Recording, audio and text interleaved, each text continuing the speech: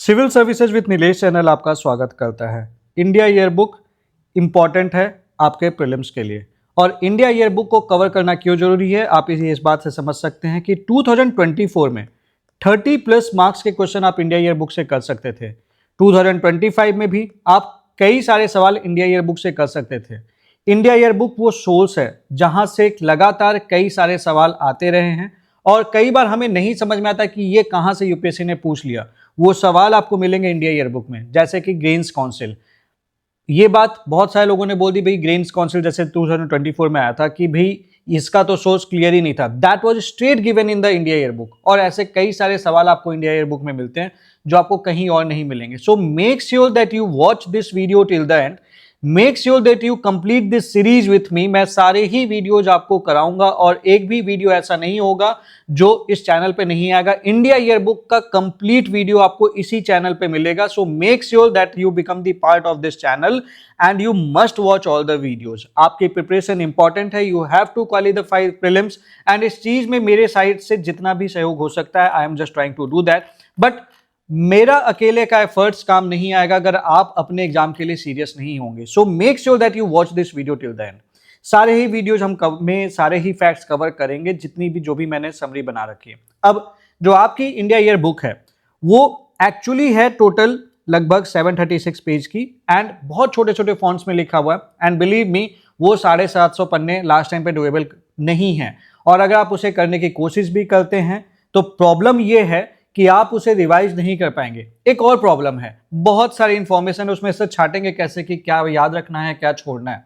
इस चीज के समाधान के लिए ये समरी बनाई गई है जो कि 178 पेजेस की है। ये परफेक्टली डुएबल है, टाइम पे रिवीजन करना भी पॉसिबल है, और टाइम पे आप उतनी ही चीजें पढ़ेंगे जहां से सवाल पूछता है। तो आप पेरिफेरल टॉपिक्स नहीं पढ़ेंगे, वही टॉपिक्स पढ़ेंगे जो यूपीएससी पूछ रहा है। एंड अगर आपको इंडिया ईयर बुक की समरी की हार्ड कॉपी चाहिए तो आप हमारी वेबसाइट पे जाके ऑर्डर प्लेस कर सकते हैं, या फिर इस नंबर पे भी कांटेक्ट कर सकते हैं। बट अदरवाइज अगर आप नहीं चाहते हैं तो डोंट वरी, आपके लिए सारे वीडियोज इसी चैनल पे आएंगे, that will be completely free.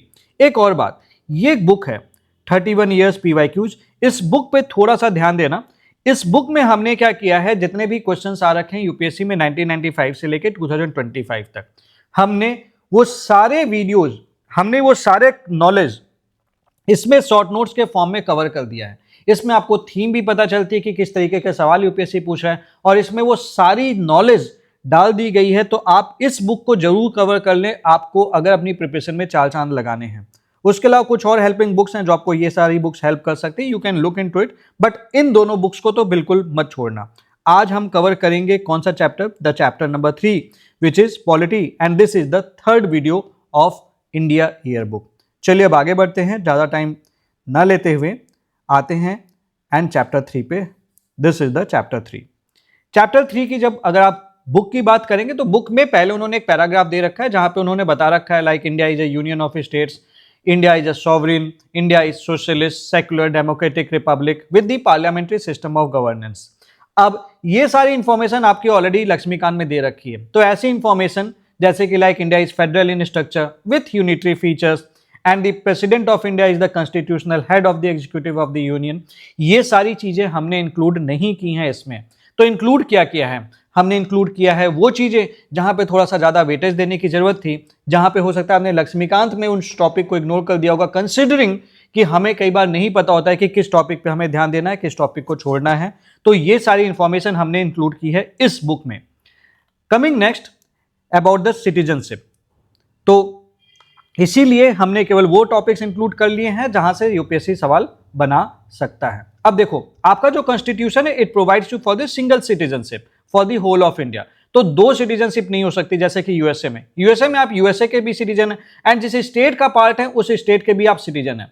सो हमारा कॉन्स्टिट्यूशन ये कहता है कि जो भी at the commencement of the constitution that is 26 January 1950 they were domiciled in the territory of India, and जो लोग इंडिया में पैदा हुए थे या फिर जिनके पेरेंट्स इंडिया में पैदा हुए थे और ऑर्डिनरीली या फिर आप इंडिया में रेसिडेंट रहे हैं for not less than 5 years, they become the citizen of India. Citizenship act 1955, this deals with the matter of what, acquisition determination and termination of Indian citizenship after the commencement of the constitution, and this was explicitly covered in the Lakshmikant. मेरा उसमें interest नहीं है ज़्यादा, क्योंकि वो मुझे पता है कि आपने लक्ष्मीकांत में पढ़ रखा है. कहाँ पे इंटरेस्ट है? इंटरेस्ट है थोड़ा सा सिटीजनशिप अमेंडमेंट एक्ट में. नाउ सिटीजनशिप अमेंडमेंट एक्ट ये कब फोर्स में आया था? This came into force on 12th of December 2019. Now this makes the foreign illegal migrants of 6 religious communities. कौन कौन सी? Hindu, Sikh, Buddhist, Jain, Parsis and Christians. कहां से? From Afghanistan, Bangladesh and Pakistan, eligible for the Indian citizenship. तो जो भी लोग इंडिया में इंटर कर गए and they have taken shelter in India on और बिफोर कब? 31 दिसंबर 2014. और किस रीजन से इंटर किए थे? Due to the religious persecution और the fear of persecution in their countries. तो ऐसे लोगों को हम सिटीजनशिप ग्रांट कर रहे हैं. ध्यान देने वाली बात यह है कि यहां पे मुस्लिम कम्युनिटी को इंक्लूड नहीं किया गया है, कंसिडरिंग कि ये जो कंट्रीज हैं ये कंट्रीज मुस्लिम मेजॉरिटी कंट्रीज हैं, इसीलिए मुस्लिम कम्युनिटीज को इंक्लूड नहीं किया गया है. So there is no politics behind it. The reason is completely logical as per the government of India. Anyways, उससे ज्यादा हम उसमें डिटेल में नहीं पढ़ते हैं क्यों किया क्या नहीं किया. So the thing is that if you are from this country and you are religiously persecuted and or you have the fear of persecution due to religion, then you can come to India and we will be granting you the citizenship. कुछ conditions definitely हैं, लेकिन कि आपको भैया 31 दिसंबर 2014 से पहले inter कर जाना. तो इसके चलते क्या होगा कि now you won't be called as the illegal migrant and citizenship acquire करने के बाद what will happen with you? You will be deemed Indian citizen from the date of entry. और जितने भी लीगल केसेस थे कि भैया तुम इलीगल माइग्रेंट हो, वो सारे आपसे क्लोज कर दिए जाएंगे. Now there was also the change in the naturalisation requirement. पहली रिक्वायरमेंट ये थी कि भैया तुमको 11 साल तक you had to be living in the country. Now this has naturalisation वाला जो चेंज है that is the 5 year of residence and there third schedule was amended of the citizenship act.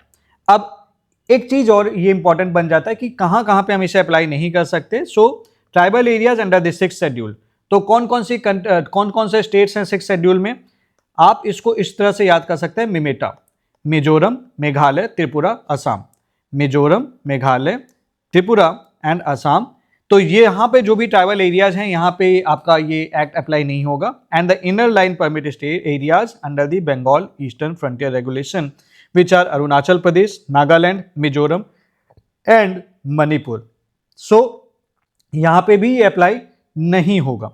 Then उसके बाद जो आपकी इंडिया ईयर बुक है उसमें बात की गई है थोड़ा सा फंडामेंटल राइट्स की, थोड़ी सी बात की गई है फंडामेंटल ड्यूटीज की, थोड़ी सी बात की गई है डीपीएसपी की.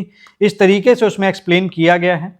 देन उसके बाद डीपीएसपी के बाद दे have talked about the executive के बारे में उन्होंने थोड़ी सी बात की है. एग्जीक्यूटिव में इन्होंने प्रेसिडेंट के बारे में बात की है, भैया प्रेसिडेंट का इलेक्शन होगा, कैसे होता है, क्या सारी चीज़ें होती हैं. Then they have talked about the vice president. Then they have talked about the council of ministers. Then they have talked about the legislatures and you know ये सारी चीज़ें आपने ऑलरेडी पढ़ रखी हैं. Then they have talked about the Rajya Sabha. Rajya Sabha के बाद थोड़ा सा उन्होंने फिर एक टेबल दे रखा है एंड उस टेबल से ये इन्फॉर्मेशन जो है वो एक्सट्रैक्टेड है. That is about the speaker. हमारा जो पहला लोकसभा था उसके जो पहले स्पीकर थे दैट वाज जीवी मवलंकर. इनका नाम याद कर लेना, कभी मैच द फॉलोइंग वगैरह में आ सकता है. और he was first, but first Lok Sabha में इनके बाद बने थे एम अनंता सयनम एनगर. तो he was also the part of the first Lok Sabha as the speaker, but ये इनके बाद बने थे. Then 17th and 18th Lok Sabha में जो कि करंट वन है that is the Om Birla. सो ये बेसिक्स कुछ चीजें हैं जो आपको पता होनी चाहिए. Now then that has your book has talked about the Lok Sabha. Lok Sabha में they have talked about the qualification for the membership of the parliament. उसके बाद उन्होंने पावर ऑफ द पार्लियामेंट की बात की है, पार्लियामेंट्री कमिटीज की बात की है, स्टैंडिंग कमिटीज की बात की है and this you have already read in your M Laxmikanth. Then थोड़ी सी बात की है उन्होंने लीडर ऑफ अपोजिशन. देन उसके बाद बात की है उन्होंने government business in the parliament. अब the minister of parliamentary affairs, he is interested, minister of parliament affairs, he is interested with coordinating, planning and arranging the government business in both the houses of the parliament. So अपना जो function है discharge करने में इनकी help करते हैं दो minister of states. अब ये जो मिनिस्टर हैं, he also keeps the close and constant contact with the presiding officers, the leader as well as the chief whip of various parties. तो मेन चीज ये है कि जो भी आपका गवर्नमेंट बिजनेस है पार्लियामेंट में, इसको मैनेज करने के लिए जो नोडल अथॉरिटी है, he is the minister of parliamentary affairs. Then you have youth parliament competition, जिसके बारे में थोड़ा सा आपको पता होना चाहिए। Now this youth parliament competition, this is to develop what? This is to develop democratic ethos and parliamentary awareness among the youths. तो ये इंपॉर्टेंट हो जाता है, तो आपको इसके बारे में थोड़ा सा पता होना चाहिए। And this is conducted by what? Ministry of parliamentary affairs. तो इसके लिए कुछ टाइमलाइन है, इंपॉर्टेंट है। नाउ दिस स्कीम वाज पहले तो दिल्ली स्कूल्स के लिए लॉन्च की गई थी। 1978 में Kendriya Vidyalaya Delhi region was added to the scheme. 1988 में this separate national level youth parliament scheme for KV was launched. 1997-98 में दो नई स्कीम लॉन्च हुई थी for Jawahar Navodaya Vidyalaya and university college at the national level. ये इतना इंपॉर्टेंट नहीं है क्योंकि इतना ये फैक्ट पूछेगा नहीं, but just for the time being know this. Then web portal for national youth parliament scheme was launch for the outreach. ये भी इतना इंपॉर्टेंट फैक्ट नहीं क्योंकि इसलिए बहुत ही जनरलाइज फैक्ट है, तो ईयर नहीं पूछता है, तो don't worry about that. Fine, ये इंपॉर्टेंट हो जाता है, लेकिन इनको फाइनेंशियल सपोर्ट कौन देता है? किसको? आपके यूथ पार्लियामेंट कॉम्पिटिशन को। इसको जो फाइनेंशियल सपोर्ट है, this is based upon the 7th all India chief whip conference, and this recommends the state and UT receive assistance for conducting competition and expenses are reimbursed for Delhi School, Jawahar Navodaya Vidyalaya and University and College। तो ये आता है on the basis of 7th All India Whip Conference। बस इतना याद रख लेना कि जो भी इनकी फंडिंग वगैरह है, ये इसके रिकमेंडेशन के ऊपर बेस्ड है। अब आती है बारी किसकी? ऑल इंडिया व्हिप कॉन्फ्रेंस की। अब ये विप नाम बार बार आ रहा है, तो पहले तो यही समझ लो कि विप होता क्या है। पहली बात ये समझना, जो विप है, this whip word, this is actually inherited from what? From the British rule. Now this is used in the parliamentary parlance, ठीक है, often for the floor management by the political parties in the legislature। whip का मतलब क्या होता है? What is the meaning of whip? Now a whip, it is a written order जो political party issue करती है अपने members को for being present for an important vote and that they vote only in a particular way। So ये term derive हुआ है from the old British practice of whipping in law makers to follow the party line. So it is just like that कि party चाहती है कि भैया मेरे तुम मेंबर हो, तुम मेरी पार्टी के टिकट पे आए हो, तो जैसा बोल रहे हैं वैसा करो, नहीं तो समस्या है तुम्हारे लिए। सो इससे क्या होता है कि that it maintains the link between the internal organisation of the party inside the parliament. Whip एक इंपॉर्टेंट ऑफिस बीरर भी होता है पार्टी का पार्लियामेंट में, और वो इंश्योर करता है कि सारे मेंबर पार्टी के अकॉर्डिंग वोट करें, अपनी मनमर्जी से वोट ना करें। सो मेन इसका काम यही होता है। कॉन्स्टिट्यूशनल स्टेटस की बात कर लें, सो this is not mentioned in the constitution. Constitution में विप मेंशन नहीं है, ये इंपॉर्टेंट फैक्ट बन जाता है। और ये रूल्स ऑफ द हाउस और पार्लियामेंट्री स्टैट्यूट में भी मेंशन नहीं है। This is based upon the convention of the parliamentary government. And कुछ केसेस में विप का कोई रोल नहीं होता है, लाइक प्रेसिडेंशियल इलेक्शन में। सो विप यहाँ पे can not directly direct a member of parliament और the member of legislative assembly कि भैया तुमको वोट किसको करना है, तो वहां पे विप नहीं काम करता। ऑल्दो इंटरनली तो यार ये सब चलता है, लेकिन एज पर द रूल वो उनको डायरेक्ट नहीं कर सकता। Now this is organised by ministry of parliamentary affairs. Total conference जो अब तक इसकी हुई है वो 18 है। Now you have the matters under the rule 377 and the special mentions. तो पहले यही समझ लेते हैं कि भैया रूल 377 क्या है एंड स्पेशल मेंशंस क्या है। रूल 377 समझते हैं। Rule 377, now rule 377 it allows MPs in Lok Sabha. ये लोकसभा के लिए याद रखना, this is for the Lok Sabha, this is for the Rajya Sabha. तो this allows the MPs in the Lok Sabha to raise the issue of general public importance in the short written format. तो ये MPs तब use करते हैं जब when they want to raise the issues which are not covered by questions, debates और motions. Speaker को पहले advance में ही सबमिशन दिया जाता है। स्टेटमेंट्स ब्रीफ और फैक्चुअल होते हैं, नॉट डिबेटेड इमीडिएटली। एंड ये ऑफन लोकल कंस्टिट्यूएंसी प्रॉब्लम्स के बारे में होता है, पब्लिक ग्रेवेंस या अर्जेंट पब्लिक कंसर्न में होता है। जैसे कि उन्होंने बोला भैया मेरे रीजन में there is the very poor railway connectivity, या फिर हॉस्पिटल की डिमांड कर ली, यूनिवर्सिटी की डिमांड कर ली, एटसेट्रा। स्पेशल मेंशन इसी का काउंटर पार्ट है, बट इन द राज्यसभा। यहाँ पे MP that they highlight important public issues which require the government attention. Prior notice यहाँ पे ये स्पीकर को देते हैं, यहाँ पे किसको देंगे? जाहिर सी बात है चेयरमैन को देंगे। And this is usually taken up when after the question hour. So this helps bring the attention to the urgent matter of national or regional concern. Then उसके बाद Ministry of Parliamentary Affairs, this takes the follow-up action on the matter raised under the Rule 377 of the Rule of Procedure and Conduct of Business in Lok Sabha and by way of a special mention in Raj Sabha. तो कौन सी ministry they take the follow-up action? This is taken by the Ministry of Parliamentary Affairs. Administrative Minister, he is required to send replies to the concerned member as soon as possible, preferably within कितने दिन में? 1 month में. Members are required to give notice for raising a matter under this rule to the Secretary General in the prescribed form enclosing the text of the special mention not exceeding 250 words. तो ये बहुत basic छोटी छोटी information है. Unless chairman otherwise direct a member can raise only one matter. तो एक बार में आप एक ही मैटर एक हफ्ते में रेज कर सकते हैं. Total number of special mentions to be administered for a day should not ordinary exceed 7. Any member who proposes to associate himself with a particular special mention may do so with the permission of the chairman. तो ये चीज़ है. देखो ये इसके बाद का information दे रखा है, मैंने आपको बता दिया बेसिकली, लेकिन आपको मेनली ये पता होना चाहिए कि भैया रूल 377 क्या है, स्पेशल मेंशंस क्या है, and then ministry of parliamentary affairs का काम है इसको सही से हैंडल करना. Then there is the implementation of assurances. अब सवाल आता है कि सर एश्योरेंसेज क्या है, तो पहले तो यही समझ लेते हैं. देखो एश्योरेंस का मतलब होता है प्रॉमिस या कमिटमेंट किया या फिर एक अंडरटेकिंग दी. जैसे सलमान खान बोलता है ना कि एक बार जो मैंने कमिटमेंट कर दी फिर मैं अपनी आपकी भी नहीं सुनता. It's just like that. Assurance is a promise, commitment और undertaking that is made by a minister on the floor of parliament during question hour replies, debates और the discussion on the bills और statement in the house. For example एक minister अगर बोलता है कि government will examine the feasibility of setting up a new AIIMS in the region, तो ये एक एश्योरेंस दिया ना, बट बात बोल के वहीं पे खत्म नहीं होती है. So this has become an assurance that later must be followed upon. Assurances are extracted from the proceeding of Lok Sabha as well as Rajya Sabha की मिनिस्टर ने क्या बोला है. इसीलिए जो भी मिनिस्टर बोल रहे हैं उनको बहुत सोच समझ के बोलना होता है, because that becomes an assurances.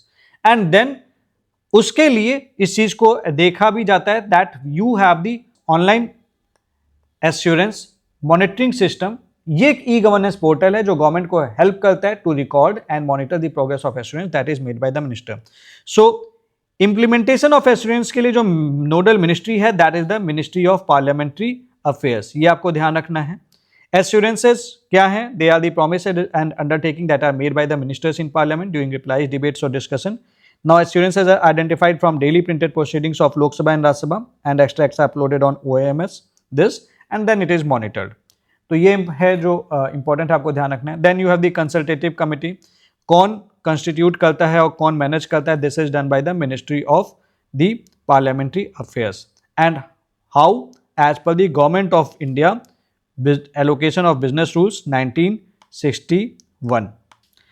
Purpose simple सा है. This is an informal forum for discussion between MPs, ministers and senior officials.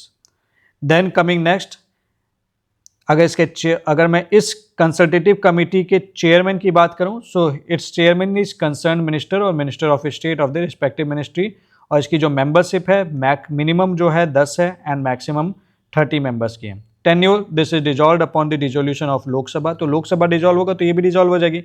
And हर एक लोकसभा के बाद we have a consultative committee. Then you have the NEVA. NEVA क्या है? ये e Vidhan mission mode project का component है under the digital India programme. इसका purpose simple सा है, नेशनल ई विधान एप्लीकेशन. यहीं से समझ जाओ ई विधान. सो ये डिजिटाइज करना है लेजिस्लेटिव प्रोसेस को. विधानसभा उसको ई करना है यानी कि इलेक्ट्रॉनिक करना है. इलेक्ट्रॉनिक का क्या मतलब है कि भैया डिजिटाइज करना है. तो you have to digitise the legislative process, facilitate paperless transaction and promote transparency. NEVA is guided by one nation one application principle. So ये चीज़ है, ये मतलब नाम से ही explained है कि आपको इसमें नहीं मतलब कंफ्यूज होना है. Then you have the Women Reservation Act. Women Reservation Act कौन से एक्ट के अंदर आया था? एक 106th Constitutional Amendment Act. ये ध्यान रखना है, this is the latest amendment and you have to ensure कि you remember this. Now this is an act because this is passed by the parliament. इसका पर्पज ये है कि हमारे 33% सीट्स जो हैं विमेंस के लिए रिजर्व करनी है. कहाँ पे? Lok Sabha state legislative assembly and legislative assembly of NCT of Delhi, ये याद रखना, this is very important, don't get confused. की प्रोविजंस क्या है कि आपकी जो रिजर्व सीट्स हैं वहां पे रोटेशन होगा, there will be rotation of reserve constituencies for women and this is based on each delimitation exercise a new set of seats will be reserve. So जब भी डिलिमिटेशन होगा एक नई सेट ऑफ सीट्स रिजर्व की जाएंगी। इससे क्या होगा कि रीजनल डाइवर्सिटी विमेन रिप्रेजेंटेशन में बनी रहेगी। टाइम कब हमें इसे बेसिकली इंप्लीमेंट करना है। So this is not going to be implemented immediately, तुरंत नहीं इंप्लीमेंट करेंगे, पहला सेंसस हमारा हो जाए जो कि एक्सपेक्टेड है 2026 में हो जाएगा। So to be implemented after the next census and subsequent delimitation that you redraw the constituencies and then we are going to give the proper reservation to the women, that is the 1/3 reservation as per the 106th amendment act। अब बात करते हैं cabinet secretariat के बारे में। सो ये छोटी छोटी देखो इंफॉर्मेशन है जो आपके इसमें एग्जाम में पूछ सकती है and you must know all this. So this works directly under the prime minister of India. तो कैबिनेट सेक्रेटरीट किसके अंडर में काम करता है? This works under the prime minister of India. इसका कैबिनेट सेक्रेटरीट का जो एडमिनिस्ट्रेटिव हेड है वो है cabinet secretary and cabinet secretary ही is also the ex officio chairman of the civil services board. इस पे यूपीएससी पहले भी सवाल पूछ चुका है एंड ये आपके लक्ष्मीकांत में नहीं दिया था, आपके ये इंडिया ईयर बुक में दिया था, इसीलिए इंडिया ईयर बुक इंपॉर्टेंट। ये छोटी छोटी इंफॉर्मेशन है जो आपको कहीं और नहीं मिलेगी, इंडिया ईयर बुक में मिलेगी।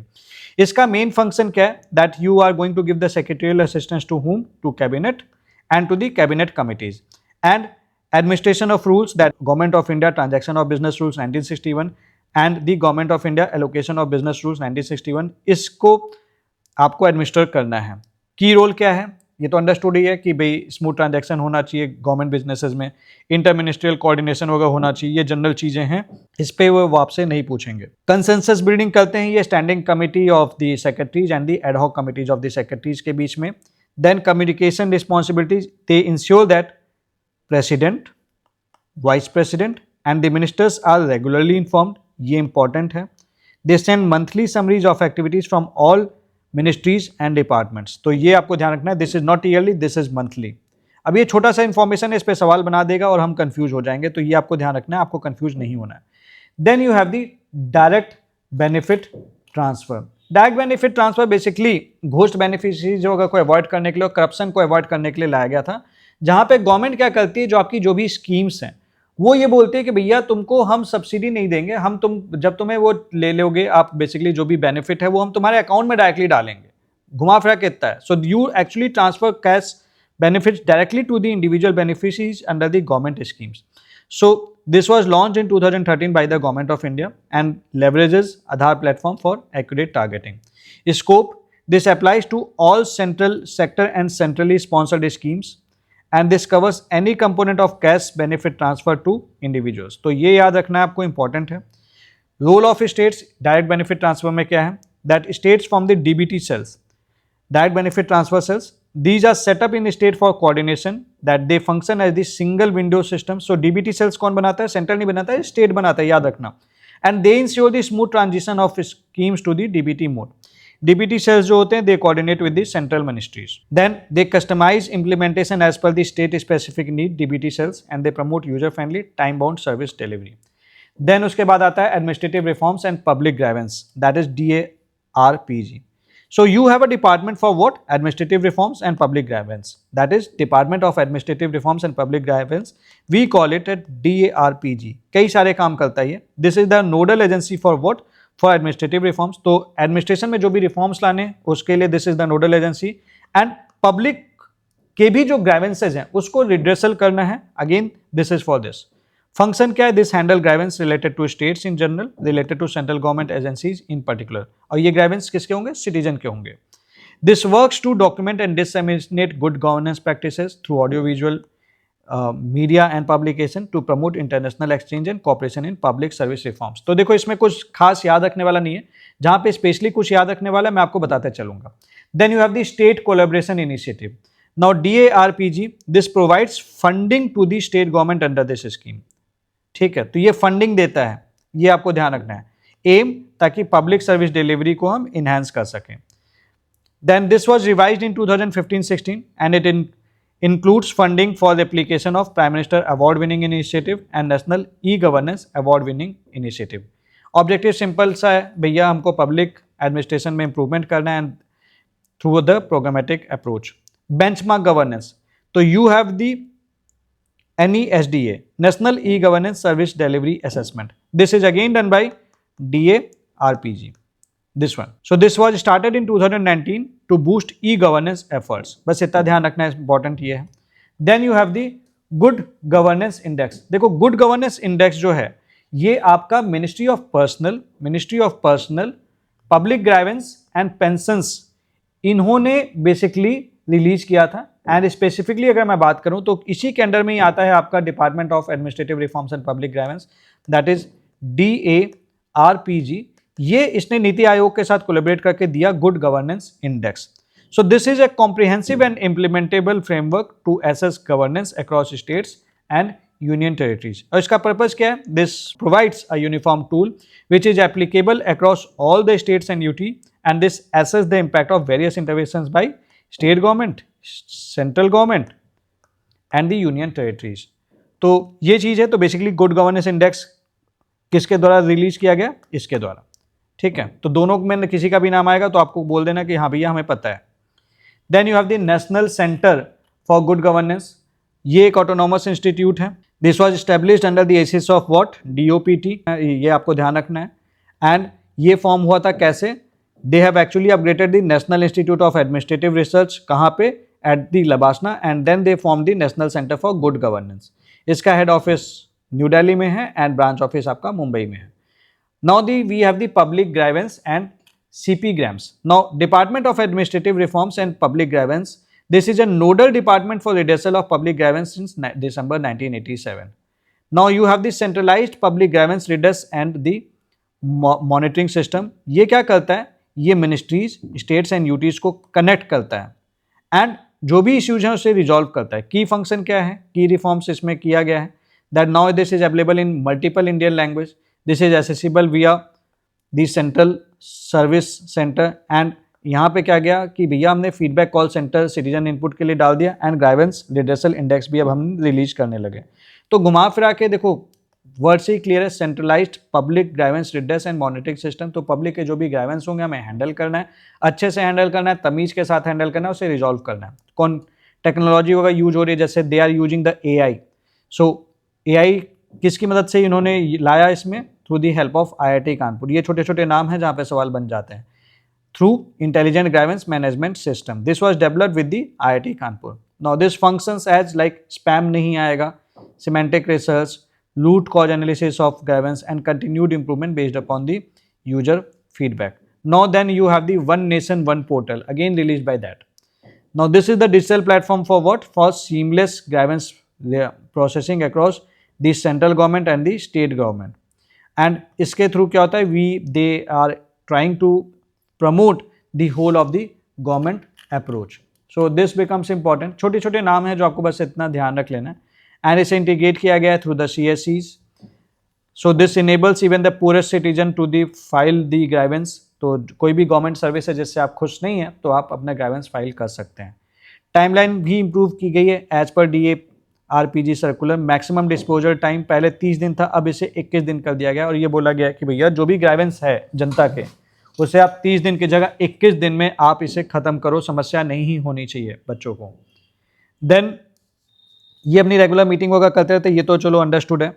देन पब्लिक ग्राइवेंस की पेंशन ग्राइवेंस के लिए this is manage through what? Through the CPEN grams, that is the centralised pension grievance redressal and monitoring system. Achievement इसकी ये है कि now they don't have any pending case for more than 2 years. Then you have something about this civil service day. Civil service day कब observe किया जाता है? This is observe on 21 April. अब देखो अगर आप सिविल सर्विसेज की तैयारी कर रहे हो तो आपसे इतना एक्सपेक्टेड होता है कि आपको 21 अप्रैल का डेट याद होना चाहिए. इन जनरल सवाल नहीं पूछेगा, लेकिन अगर बाय चांस पूछ दिया तो आप इसमें गलती ना करें. 17th सिविल सर्विस डे जो था दिस वाज हेल्ड एट विज्ञान भवन ऑन 21 अप्रैल 2025. अच्छा, जो सिविल सर्विस डे है ये जाहिर सी बात है अंडरस्टूड है, that is this is to renew commitment of civil servants to the public service. Theme इसकी है Viksit Bharat holistic development of India with the focus on the saturation approach, ये ध्यान रख लेना। 2024 में नहीं ऑर्गेनाइज कर पाए थे because we had the general election. Then you have the PM award, PM award for excellence in the public administration. तो प्राइम मिनिस्टर, लाइक अगर आप पब्लिक एडमिनिस्ट्रेशन में अच्छे अच्छे काम करते हैं तो आपको प्राइम मिनिस्टर की तरफ से अवार्ड मिलता है। वो अलग बात है कि कभी कभी कई लोग फोटोज वगैरह अपलोड कर देते हैं, वो एग्जिस्ट भी नहीं करती, बट इन जनरल आपको अवार्ड मिल जाता है। Categories are holistic development of the district, aspirational block programmes and innovation by the district and the government organisation. Preliminary session में topic was the what civil services reforms, challenges and opportunities. This was chaired by the cabinet secretary. 4 thematic sessions हुए थे, then that was chaired by respective union ministers. Urban transport, Ayushman Bharat, nutrition and the aspirational blocks program. So this was the thing. Then you have DOPT. DOPT का role 2 है. It functions as the policy and regulatory role. It has the policy and regulatory role. It has cadre and staffing function also. तो अगर मैं policy and regulatory role की बात करूँ तो this acts as the policy formulator and this acts as the watchdog of the government. And ये basically वही understood वाली बात है कि भैया this is what the watchdog of government. So this is going to ensure standard in recruitment, service conditions, postings, transfers, deputations etcetera. Cadre function में DOPT है तो जाहिर सी बात है this is going to be the controlling authority for IAS and the 3 secretariat service and this also operates the central staffing scheme. So this select the officers from all India services group A central services. So DOPT ही एक करता धरता है।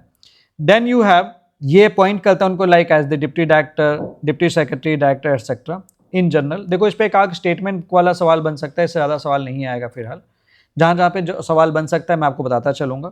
Then कुछ और functions like that this assigns Indian experts to the developing countries. तो ये देखो डीओपीटी का फंक्शन है, ये आपको एक्स्ट्रा एक फंक्शन पता चला यहाँ पे, इंपॉर्टेंट हो सकता है।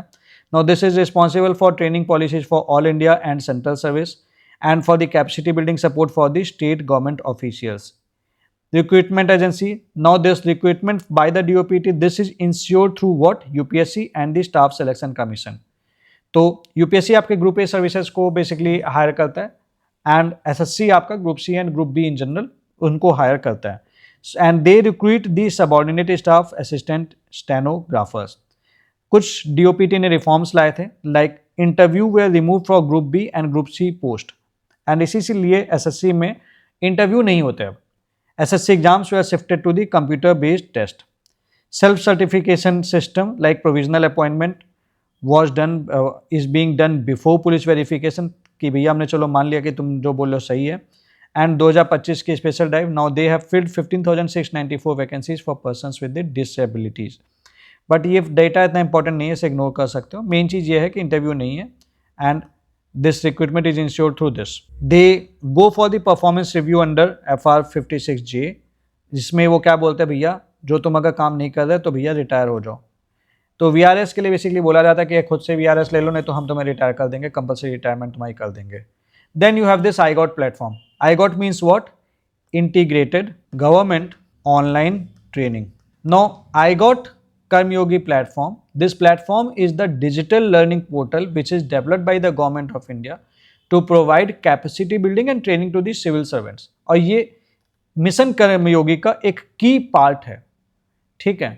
अब इसमें क्या होता है कि हमें बेसिकली जो भी गवर्नमेंट ऑफिशियल्स हैं हमें उन्हें कंटिन्यूसली स्किल डेवलपमेंट उनका कराना है। मुद्दे की बात ये है, आपके टारगेट यूजर्स सिविल सर्वेंट्स होते हैं जो कि सेंट्रल और स्टेट गवर्नमेंट के मेंबर होते हैं and this is an online learning platform, so this is an e-learning system. So IGOT platform, this functions under DOPT and this flexible online learning for the government employees, ये कुछ improvement के लिए लाया गया है। Then you have the National Recruitment Agency NRA.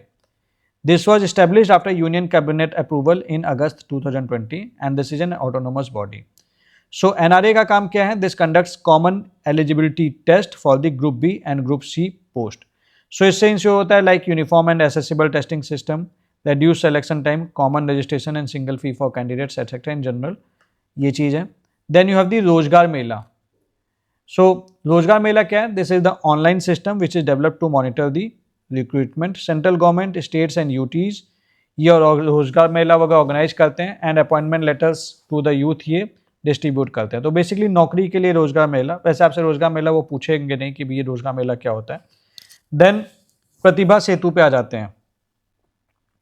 Pratibha Setu important है। ये देखिए यूपीएससी का एक इनिशिएटिव है। This is the initiative of UPSC. इसके अंतर्गत क्या होता है, this provides a platform to UPSC to share the details of willing non recommended candidates. ध्यान रखिएगा, विलिंग बट नॉन रिकमेंडेड, जिनको फाइनल रिकमेंडेशन में जिनका नाम नहीं है, जिन्होंने रिटन एग्जाम क्वालिफाई किया, इंटरव्यू तक पहुंचे हैं लेकिन फाइनली सेलेक्ट नहीं हुए हैं, इनकी डिटेल्स ये शेयर करते हैं गवर्नमेंट डिपार्टमेंट से, पीएसयू से, ऑटोनोमस बॉडी से एंड प्राइवेट ऑर्गेनाइजेशन से। इसके चलते क्या होता है, ये इनको कॉन्टैक्ट करते हैं, बोलते हैं भैया हमारे यहाँ नौकरी कर लो। एम सिंपल सा है कि जो भी टैलेंट यूपीएससी ने आइडेंटिफाई किया है, this is not wasted and candidate get the other employment opportunities. Pratibha Setu उनके लिए बहुत इंपॉर्टेंट हो जाता है जो कि लाइक आपको पता है 2500 बच्चे के आसपास इंटरव्यू तक जाते हैं एंड अल्टीमेटली 1000 बच्चे के आसपास सेलेक्ट होते हैं। अब ये जो 1500 बच्चे हैं इनके लिए ये बहुत ज़्यादा इंपॉर्टेंट हो जाता है। So this is to utilise the talent pool of candidates who perform well but finally select नहीं हो पाए। Then this is the initiative of UPSC. ये मैंने देखो आपको बता ही दिया है, ये बता ही दिया है। कवरेज इज लाइक ये अगस्त 2018 से स्टार्ट हुआ था एंड ये पहले से हम कहते थे public disclosure scheme. Major exams जो ये कवर करता है, एग्जाम्स के नाम तो बहुत इंपॉर्टेंट नहीं है, जनरल बस एक बार रीड कर लीजिए, like civil service, forest service, CAPF, engineering service, geo scientist, CDS, IES, CMS etcetera. Then recent update ये है कि the data is publicly available on the UPSC website, तो इससे कोई भी कॉन्टैक्ट कर सकता है इन लोगों से। And there is the secure login based portal is launched and the access restricted to the genuine organizations जो कि वो verify करके allow करते हैं। Then you have the Right to Information Act. Right to Information Act, this was a important landmark for preventing the corruption, जहाँ पे government employees को भी अकाउंटेबल बनाया जा सकता है सवाल पूछ के। तो citizens can ask information from any authority, body, institution of self government who are established under the constitution। basically इसे self हटा देना, any body, institution of government which are established under the constitution by the law of parliament or the state legislature by notification of the central or state government। तो घुमा फिरा के कोई भी government body इनसे ये इंफॉर्मेशन मांग सकते हैं, ये पूछ सकते हैं। Like this includes the inspection of work, document, records, they can take note of notes, extract certified copies, they can ask for the taking certified samples of materials, they can lead to the access of, like they can ask for the access to information held or controlled by public authority। Now this also covers the information related to private bodies accessible through the public authorities। Public authorities they must publish certain information suo motu। Application process simple सा है कि वो क्या बोलेंगे, PIO के पास application file करेंगे, by post दे सकते हैं, इन पर्सन दे सकते हैं, ईमेल के द्वारा दे सकते हैं, लोकल लैंग्वेज में भी दे सकते हैं, हिंदी इंग्लिश में भी दे सकते हैं। अगर और उसके बाद इनका काम होता है कि इनको 30 दिन के अंदर रिप्लाई करें। अगर 30 दिन के अंदर इनको रिप्लाई नहीं मिलता है या फिर रिप्लाई भी अनसेटिस्फैक्ट्री है तो ये अपील कर सकते हैं। पहली अपील आप 30 दिन के अंदर फाइल कर सकते हैं, applet authority who is the senior officer of the same department, और 30 दिन के अंदर इनको डिसीजन देना होता है। सेकेंड अपील आप 90 दिन के अंदर फाइल कर सकते हैं टू द सेंट्रल और the state information commission. Then you have the official language, ठीक है, इसमें कुछ अवार्ड्स एंड टूल्स हैं, like you have the Hindi Shabd Sindhu. ये क्या है, this is the digital searchable dictionary with the Unicode, इतना ध्यान रख लेना। तो ये क्या है, this is a dictionary Hindi Shabd Sindhu and this is digitally searchable. Then you have the कंठस्थ या फिर अनुवाद सारथी, ये एक ट्रांसलेशन सॉफ्टवेयर है, बस इतना इसमें ध्यान रख लेना। अब उसके बाद आते हैं इलेक्शन कमीशन ऑफ इंडिया के बारे में। इसके बारे में तो देखो आपके लक्ष्मीकांत में ऑलरेडी बहुत अच्छे से दे ही रखा है। So this is a permanent independent constitutional body. Legal framework wise ये इलेक्शन कंडक्ट कराता है अंडर दिस, जो कि ऑलरेडी आपके सामने लिखा हुआ है। And it is conducting the special intensive revision under this article 324 section 21 of representation of people act and the registration of electoral rules 1960। Objective simple सा है इसका, जो SIR है स्पेशल इंटेंसिव रिवीजन, दैट हमें सारे एलिजिबल सिटीजन्स को electoral rolls में डालना है और इन एलिजिबल वोटर्स को हटाना है और हमें ट्रांसपेरेंसी इंश्योर करनी है। सो ये था आपका चैप्टर 3 के ऊपर वीडियो। आई होप आपको चीज़ें समझ में आई होंगी। जो जो चीज़ें इंपॉर्टेंट थी मैंने मार्क कर दी। अब अगले जो वीडियो होगा ये बहुत इंपॉर्टेंट होगा, इसे तो बिल्कुल मत छोड़ना। डिफेंस से रिलेटेड बहुत सारे सवाल आने लग रहे हैं आजकल, और डिफेंस का टॉपिक कतई नहीं छोड़ना, आपको ध्यान रखना है। कई सारे चीज़ें हैं जो आपको मैं डिफेंस में बताऊंगा, और अगर आपको इसके देखो हार्ड कॉपी चाहिए तो आप हमारी इस वेबसाइट पे जाके ले सकते हैं एंड इस नंबर पे भी कॉन्टैक्ट करके ले सकते हैं। Make sure that you complete the India year book. India year book must है आपके एग्जाम के लिए and you make sure that you complete the India year book at any cost before UPSC prelims and revise it thoroughly. So that's it as of now इस video के लिए। मिलते हैं आपसे अगली वीडियो में जो बहुत ही ज्यादा इंपॉर्टेंट है, that is on the defence chapter. All the best.